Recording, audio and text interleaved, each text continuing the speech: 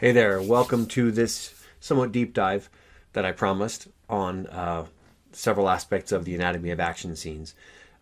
Quick caveat before any of this is that these principles I'm going to talk about, they really are applicable to most any scene in any book in any genre. I write a lot of action, so this is going to be action scenes that I use as kind of demonstrations of what I'm talking about. And you're going to be able to pick apart a little bit with me some good stuff and some bad stuff. It'll be fun. It'll be fun. So for starters, the skeleton. We're going to talk about the skeleton in this video, which is the kind of the setting, the choreography and timing, the lead up and context, and the overall structure. Let me talk to you a little bit about what I mean by these four things. Okay, the setting, of course, you know what the setting is. It's where in space it is taking place, be it a cave, on the platform outside of a nuclear fusion thing. I don't know science stuff very well. Maybe it's a space battle. Maybe it's on a frozen planet and you're riding a tauntaun and it's really, really cold. The setting there is really critical, right? Because it's so cold. It's frigid cold, and the movie really does a very good job on showing how cold that is and how the cold is almost a character. And really the setting should be not, if not a character, it should absolutely be affecting what's happening in the scene. Don't just say the setting and then just forget it's there, right? You can use the setting for choreography. You can use the setting to show perspective from the characters and how they see the setting and how they use the setting, how innovative, how interesting they are in the way they use the setting. So there you go. All right. So that's the setting. The setting is kind of where. Choreography and timing. You know what choreography is if you see musicals like Enchanted, right? The choreography is all the plan and the execution of where people are moving and at certain times throughout the scene, where they are and what they're doing and how they're relating to the other people in the scene, right? Too often in kind of novice writing, we see just somebody doing, what's it called, a flash step or something like that, where somebody's here and then suddenly they're there and we don't know how they got there. You don't need to name every step they take to get there, but you do need to indicate how they're getting to where they're going, why they're getting to where they're going. So make sure your choreography's there and the timing. And that can be really fun, actually. It can be really fun if you start with the end in mind. Like, what is it you're trying to accomplish with this scene? What is it the characters are trying to do? What, like, both protagonist and antagonist and other people in the scenes, in the scenes that you're writing. If you could have that drive it all, you're going to be fine. And it'll be fun, actually, to kind of break down, well, this person needs to be here by this time, but they're starting here, so how do they get here from there? Well, I'm going to go backwards. That's really fun. I like to go backwards in some of my more important kind of crescendoing and climactic scenes. And the lead up in context. So I really do feel like this is skeleton because you don't really understand much of what's happening without this. And if a body didn't have a skeleton, it would be mush. So, okay, there goes the metaphor. Simile. One of the two. The lead up in context, obviously how they got here. What brought them to this place that we're going to see this scene. And this scene should be important, and how they got there should be important as well.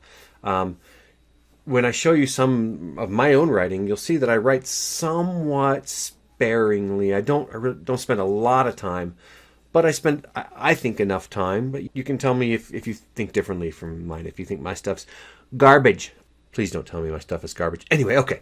And then you've got the overall structure. The overall structure of a scene is a lot like, so the setting is like where it's taking place in the story. The overall structure is your good writer brain thinking, okay, the scene's going to be an action scene, and it's going to be maybe a showdown, an initial showdown, or even a climactic showdown. So that means I need to have my main character or characters start here, and they have to be able to get this far, but then fail, because you want try-fail cycles in almost every scene. You need, if somebody's trying to accomplish something, don't make it too easy, right? They don't have to try-fail 3 times, like in many books and many kind of overall structures.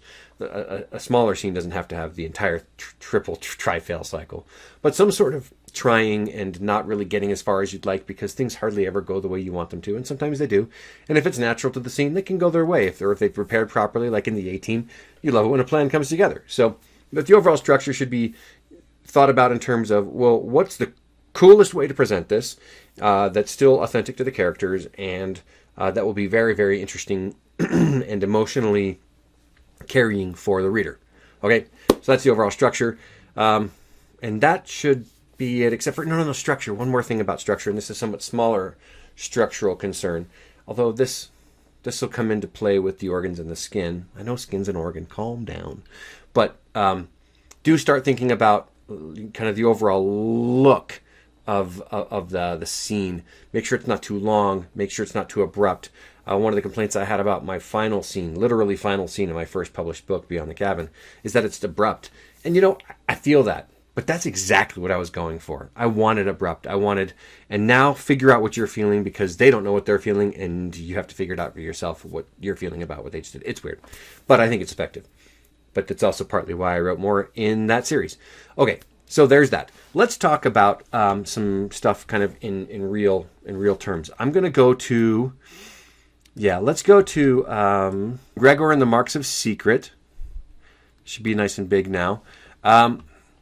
This is Suzanne Collins. Suzanne Collins is also the writer of The Hunger Games. You may have heard of that series. You haven't? Well, that's weird. Anyway, of course you have, right? Mostly. Gregor and the Marks of Secret is from the Overland Chronicles. Gregor is Gregor the Overlander, and he lives in New York City, I think it is. And then he falls into the Underland, and he explores this new world, and it's quite exciting. I like this series better than The Hunger Games, even though I really liked The Hunger Games. I like this more. So I grabbed a scene, and as you see, let's talk a little bit about these things here. You may be able to see really small if you zoom in real tight. Over on the setting here, the choreography and timing and all that, this little slide here. So let's think about the setting. What do we see about the setting in this pretty well-written scene? We know it's a jungle. We already knew that because of the lead-up, but we know it's a jungle. You've got snakes closing in. Dome is intact. There's a dome around them, but it's shrinking. And then there are snakes coming closer. She talks about a cave. You see the cave piece there. And then they move towards a cave. And you also see mention of... I'm going too far. Sorry.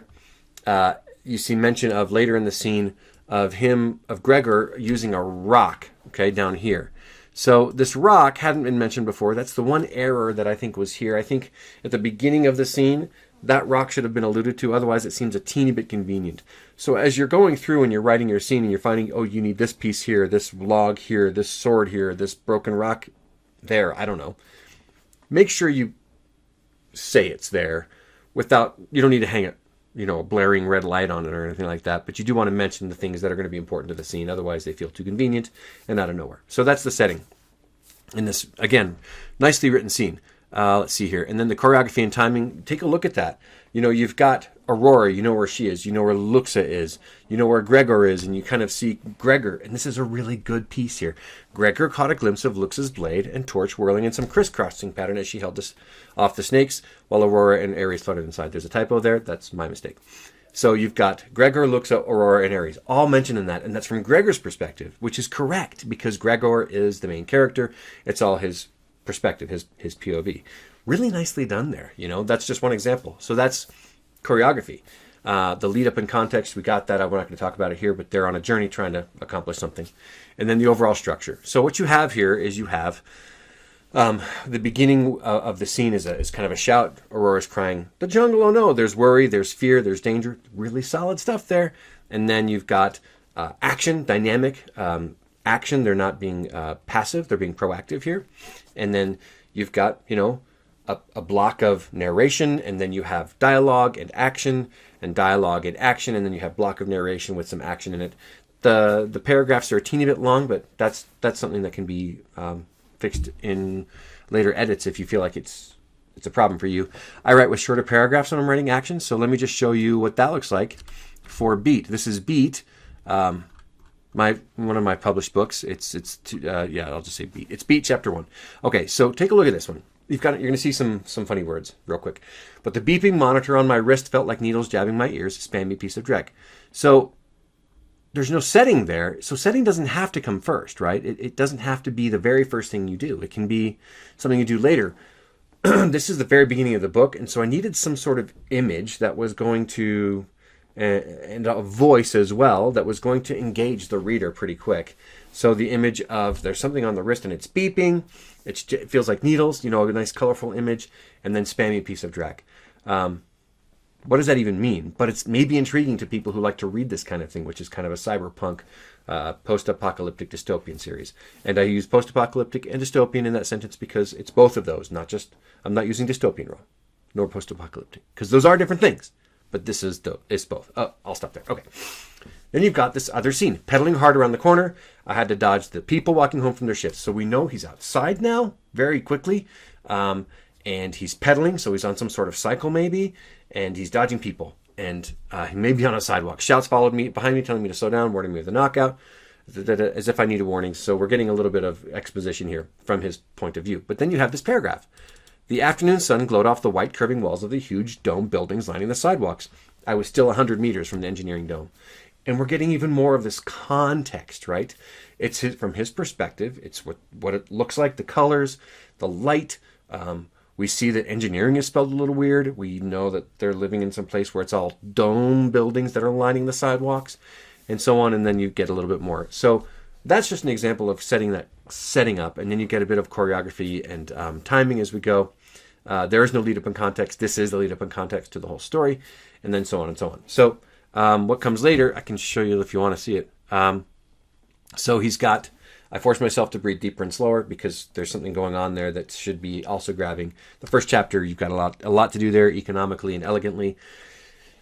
Mine could be better, but it's pretty good. I spent a lot of time rewriting this one to make sure I had it right. Yes, it says Jerry Ironspirit. That's, of course, my alter ego.